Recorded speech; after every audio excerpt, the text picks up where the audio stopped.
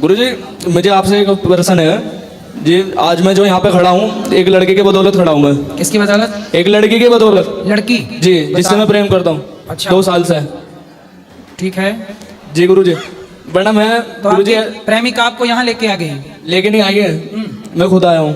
ठीक है, नहीं आपने कहा ना उसकी बदौलत खड़ा हूँ। उसके रास्ते पे चला, मतलब उसने मेरे को बहुत अलग बना दिया। पहले मैं ऐसा नहीं था, मैं मूवीज वगैरह देखना, इधर उधर बैठना वगैरह बहुत, और आज मैं उसकी बदौलत आया हूँ। तो अब मैं उसको छोड़ना नहीं चाहता हूँ। तो कौन बोल रहा है छोड़ने का? उसके घर वाले राजी नहीं हो रहे शादी करने के लिए। फिर वो लड़की क्या कह रही है? वो करना चाहती है लेकिन उसके घर वाले राजी नहीं है। वो जाति समाज को लेके आते हैं बीच में। कभी कहते हैं कि ये दूसरी जाति का है, दूसरी जाति का है। तो आपकी जाति क्या है? मेरी जाति वाल्मीकि है। और लड़की की? जायसवाल। तो लड़की के परिवार के लोग तैयार नहीं है? उसके परिवार वाले तैयार नहीं है, तैयार होते। कुछ जो महाराज जी कथा चलो तो चैनल को सब्सक्राइब कर देना, वीडियो बनाए देखते हैं महाराज जी कथा। इस भाई ने देखो प्यार के लिए अपने जान हाजिर करते हैं, जरूर सुनेगा वीडियो के अंदर, देखते हैं महाराज जी कथा। हैं तो उसको धमकी देते हैं। और आपके माता पिता तैयार हैं? मेरे घर वाले तैयार हैं। उसके घर वाले तैयार होते हैं तो कहते हैं कि अगर तू इसके साथ जाएगी तो यहाँ पे मत आ जाना, हमारे लिए तू मर गए, इस घर में मत आ जाना बिल्कुल भी। कौन? लड़की के माता पिता? लड़की के माता पिता। तो अब आप लोग जब देखो लड़की के माँ बाप तैयार नहीं है, आप तैयार हैं और लड़की तैयार है। अब आप ही बताओ किस परिस्थिति में आपकी बेटी होती, माना कि जरा सोच लो, माना कि आपकी बेटी होती और वो किसी लड़के से प्यार कर रही होती जैसे आपसे वो लड़की कर रही है, और वो लड़की किसी और से विवाह करना चाहती, तो आप पिता होते उस लड़की के, आपकी बेटी के, तो आप क्या करते हैं? आप करा देता हैं? मैं करा देता। करा देते हैं। प्रेमानंद महाराज जी गुरुदेव जी हैं जो उन्होंने सवाल बताए थे कि जिस लड़के से एक बार प्रेम कर लिया उसको कभी छोड़ना नहीं चाहिए। तो मैं तो उनके कहे पे चल रहा हूँ। तो जब प्रेम किया था तब महाराज जी से पूछ के गए थे कि महाराज जी हम कर लें प्रेम? तब महाराज जी से पूछा था महाराज जी हम इनसे कर लें? नहीं जी। नहीं। जब कर लिया अब तो फिर उसके माँ बाप, आप बताइए उस लड़की पे आपका अधिकार ज्यादा है कि उसके माँ बाप का अधिकार ज्यादा है? माँ बाप का अधिकार ज्यादा है। मैं तो उसको कुछ कहता ही नहीं। मैं तो कहता हूँ कि अपने घर वालों से बात करो, लेकिन घर वाले उसके बार बार इस तरीके की बातें बोलते हैं। यदि घर वाले तैयार हो जाएं, सब राजी मर्जी है तो कर लेने में कोई बुराई नहीं। राजी है उनकी, लेकिन बस वे समाज का डर ले रहे हैं कि इस जातियों के समाज का। आपको ये समझना चाहिए कि सब राजी मर्जी है तो कोई दिक्कत नहीं, पर लड़की के माता पिता राजी मर्जी नहीं है तो फिर नहीं करना चाहिए, क्योंकि लड़की पर या लड़के पर, आप पर आपसे ज्यादा और किसी लड़की से ज्यादा आपके माता पिता का अधिकार है। ऐसे किसी भी लड़की पर जब आपकी बेटी होगी ना तो उस बेटी पर आपका अधिकार ज्यादा होगा। आप मतलब आप माँ बाप का। तो लड़की पर किसका अधिकार ज्यादा है? माँ बाप का। इसलिए उसके माँ बाप की राजी मर्जी होना यही धर्म है। बस यही धर्म है। मैं तो इसी धर्म के अनुसार चल रहा हूँ। मैं किसी और लड़की की तरफ आँख उठा के नहीं देगा। अगर उसके घर वाले राजी हो गए ठीक है, वरना मैं आपके शरण में आ जाऊंगा हमेशा के लिए। ठीक है, ठीक है, अच्छा बात कर लो। भगवान करे आपका जीवन सुखी रहे, सुखमय जीवन। गुरु जी को कोटि कोटि प्रणाम जी। मेरा प्रश्न ये है कि मैं नोएडा के भंगेल गांव से बिलोंग करता हूँ जी। और मेरा प्रश्न ये है कि मेरे अंदर ना, जैसा उन भाई ने बोला कि क्रोध बहुत ज्यादा मेरे को आ जाता है, मेरे को भी आता है, पर मैं कभी किसी पे चिल्लाता नहीं हूँ। ऐसे कि जैसे पापा पे चिल्ला दिया, मम्मी पे या बहन पे चिल्ला दिया। होता क्या है कि पापा कभी कभी होता है ना कि बिना वजह चिल्ला देते हैं, पिता बेटे के ऊपर ऐसे ही चिल्ला देते हैं, कभी कभी किसी और का गुस्सा उतार देते हैं। सही है। तो मेरा मन करता है कि मैं भी उनको बोल दूं कुछ अचानक से एकदम कि ऐसे करके मैं अपने आप को कंट्रोल कर लेता हूँ उस टाइम। तो फिर बाद में सोचता हूँ कि मैंने ऐसा नहीं बोला, मैंने अच्छा किया। तो इस चीज का ना, वो चीज कंट्रोल नहीं हो रही है, तो उसको कंट्रोल कैसे करूँ मैं समझ में नहीं आ रहा। तो आपके पिताजी आपको डांटते रहते हैं? नहीं, ऐसा नहीं है कि डांटते रहते हैं, मतलब डांटते हैं कभी कभी। मतलब ऐसा होता है ना कि मेरे अंदर भी पिताजी, मेरे पिताजी के जीन्स है मेरे अंदर भी। सही है। तो उस चीज का मेरे को दिखाई देता है कि मेरे जैसे मैं गुस्सा करता हूँ ना दांत भींच के, तो मेरे पापा भी ऐसे ही करते हैं। तो उस चीज को सोच के मैं मतलब भूल जाता हूँ कि छोड़ो क्या बोलूँ। हाँ, तो पिता को क्या जवाब देना है? कोई जवाब जरूरत नहीं है। पिता को बोलने दीजिए, आप कुछ मत बोलिए। उस समय आपकी समझदारी यही है कि आप चुप रहें। तो ये चीज आगे के लिए कंट्रोल नहीं हो रही ना, मैंने बहुत बार कोशिश भी कर ली। देखो, जो व्यक्ति अपने को कंट्रोल नहीं कर सकता वो सबको, समाज को क्या कंट्रोल करेगा? इसलिए किसी को ना जानो, किसी को ना जीतो। जानना है तो खुद को जानो और जीतना है तो स्वयं को जीतो। हम अपने क्रोध को जीतें, यही तो चुनौती है। इंसान के आगे चुनौती क्या है? मंगल तक जाना चुनौती नहीं है, चंद्रमा तक पहुंचना चुनौती नहीं है, स्वयं को जान लेना और स्वयं को जीत लेना चुनौती है। मंगल तक जाना, जो मंगल तक गए, चले गए, पूछिए उनसे कि क्या खुद को जीत पाए? खुद को जीत लेना मंगल पे जाने से, चंद्रमा पे जाने से ज्यादा कठिन काम स्वयं को जीत लेना है। जो स्वयं को जीत लेता है उसके जीवन में मंगल हो जाता है, उसे मंगल पे जाने की जरूरत नहीं है। धन्यवाद, धन्यवाद जी। गुरुजी आपके श्री चरणों में कोटि कोटि प्रणाम इस दासी का। जी। और गुरुजी मैं ये मेरा प्रश्न ये है कि खाटू श्याम बाबा किस मतलब क्या प्रश्न से शीश कैसे दान दिया था? बर्बरीक जी ने भगवान से कहा कि हम कुछ ही बाणों में युद्ध जीत सकते हैं महाभारत का। तो भगवान ने कहा चलाओ, तो एक बाण से उन्होंने सारे पीपल के पत्तों पर छेद कर दिया। जी। तो भगवान ने कहा कि भाई तुम साथ किसका दोगे? तो उन्होंने कहा कि जो पक्ष हारने लग जाएगा उनका साथ दे देंगे। तो भगवान समझ गए कि हारेगा तो दुर्योधन, और आप जैसा योद्धा दुर्योधन का साथ देगा तो दुर्योधन की ताकत बढ़ेगी, वो मिसयूज करेगा ताकत का। तो सिर काट दिया भगवान ने।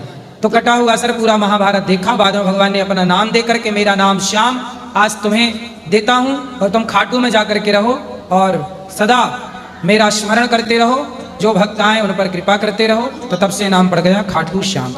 तो भगवान कृष्ण की कृपा से ही उन्हें ये सब कुछ प्राप्त हुआ। तो कृष्ण भगवान और खाटू श्याम बाबा अलग हैं? हाँ, अलग अलग हैं, पर भगवान ने अपनी ताकत, अपनी शक्ति और अपना नाम उन्हें दे दिया। वो बर्बरीक हैं, पर भगवान की शरण में भगवान के भक्त हैं वो, और भगवान ने फिर अपनी शक्ति प्रदान कर दी। गुरुजी आपको जब मैं स्टूडियो में देखती थी, न्यूज चैनल देखती थी, मुझे इतना दिल धक धक करता था। मैं जब मेरे पति जी न्यूज ज़्यादा देखते तो आपके जो देखते थे स्टूडियो में तो बहुत ही धक धक। देखो कैसे कैसे लोग हैं कि गुरुजी को कितने क्वेश्चन कर रहे हैं कि कितना अच्छा काम कर रहे हैं मेरे गुरुजी।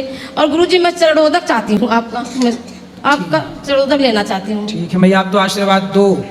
गुरुजी मैं सुबह आपका चरणोदक ले सकती हूँ? आप आशीर्वाद दो हमें, बस सेवा करते रहें बस। हेलो हेलो महाराज जी के चरणों में इस दास का प्रणाम। जी। आपसे सुबह बात हुई थी हमारी कि हमें कविता आपको कुछ सुनाना बिल्कुल है। सुनाइए, कविता आप कवि हैं, सुनाइए। मेरा नाम मोहन चंद्र दीवाना है और मैं जालोर का रहने वाला हूँ। मोहन चंद्र दीवाना आप ही हैं? हाँ। अच्छा, मोहन चंद्र दूसरी भी सुनी थी हमने, नहीं, पर आप दीवाना हैं, बढ़िया। थोड़ी माइक छोड़ दो माइक। तो सबसे पहले आपको भगवान श्री कृष्ण के चरणों में सादर समर्पित ये छंद है। सुनाइए सुनाइए, छंद सुनाइए। कोमल कपोल कारी कजरारी कोर कढ़ी, कोमल कपोल कारी कजरारी कोर कढ़ी, कुंचित है केश काले किशन कन्हाई के, भाल सोहे मुकुट वाह। मुकुट में मयूर पंख, कानन में कुंडल सुहावे यदुराई के, वाह। निरख के अंग अंग कोटि कोटि भी अनंग, वाह। निरख के अंग अंग सुंदर। कोटि कोटि भी अनंग, नत नत जावे आगे बाकी तरुणाई के, सुंदर। ऐसे मनमोहन पे वारी वारी जाए अली, भयो है अधीन विश्व जाकी प्रभुताई के। वाह। भयो है अधीन विश्व जागी प्रभुताई के। सुंदर। एक छंद राधा जी के चरणों में सुंदर। सादर समर्पित। 16 कलामें परिपूर्ण है जो भली भांति, उनकी कला के बड़े कौतुक नवीन हैं, जिनके गुणों का करें गुणगान देव ऋषि, सुंदर। ऐसे गुणवान सर्व गुण में प्रवीण है, वाह। जिनके अधीन काम क्रोध मोह लोभ सृष्टि, जिनके अधीन जी जी।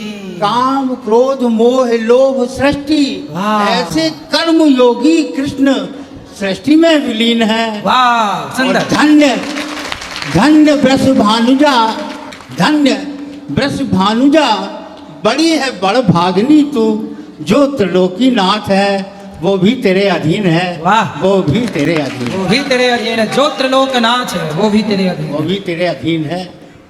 कुछ पंक्तियां अगर आज्ञा हो हाँ तो। हाँ, बहुत सुंदर सुना रहे। ये आपने लिखा है? हाँ, ये हमारा ये आपकी रचना हुआ, बहुत बढ़िया कवि हैं आप, उच्च कोटि के। एक आध्यात्म चिंतन पे आप सुनाइए। कुछ पंक्तियां देखें।